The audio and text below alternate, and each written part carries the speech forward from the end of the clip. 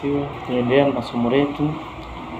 Kwa hiyo tumeona giza lilikuwa juu ya uso wa vilindi vya maji. Giza maana yake ni kutokupatikana kwa neno la Mungu. Kwa hiyo ukisema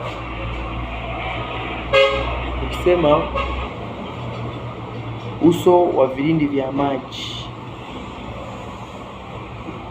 maana yake ni kwamba ukisema bahari, tumejifunza kwenye mafumbo, maana ni ulimwengu, maana ulimwengu ambao ni wa watu wenye imani, haijalishi ni imani ya Mungu au haijalishi ni imani ya shetani au haijalishi ni imani ya mawazo yao.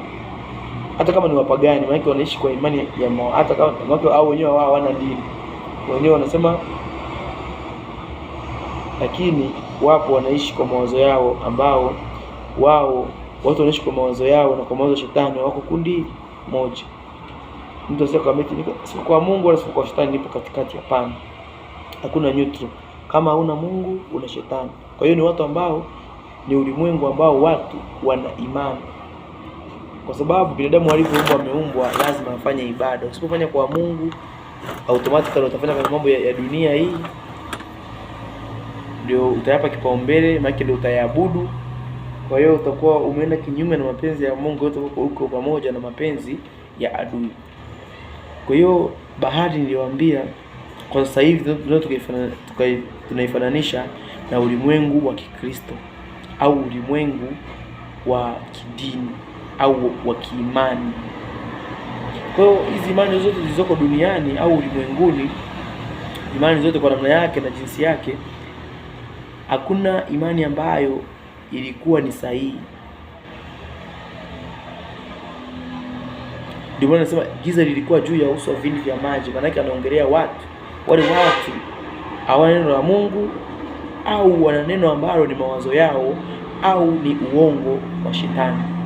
Kwa hiyo Roho wa Bwana, kwa hiyo Roho Mtakatifu alikuwa ana sehemu ya kushuka. Roho maana yake Bwana Yesu ni Roho, Mungu Baba ni Roho, Roho Mtakatifu ni Roho, malaika na wenyewe ni Roho. Kwa sababu tunaangalia sasa, ukiwa neno la Mungu ndani yako, maana yake Roho Mtakatifu anafanya kazi makao ndani yako, Mungu Baba anafanya kazi makao ndani yako, Bwana Yesu anafanya kazi makao ndani yako, malaika wanakuwa wako upande wako, wako pamoja na wewe. Kwa hiyo mbingu nzima katika ulimwengu wa roho inakuwa pamoja na nini? Pamoja na wewe. Ila ukikosa neno la Mungu ndani yako, maana vitu vyote vinakuwa vipo kwako. Kwa hiyo wewe unakuwa ni bahari, ni maji. Maana yake wewe hauna nani? Roho wa Mungu hawezi kushuka ndani yako au kukaa na wewe. Kwa hiyo roho ya Mungu ikatulia juu ya uso wa maji. Ndio maana roho ya Mungu akatulia juu ya uso wa nini?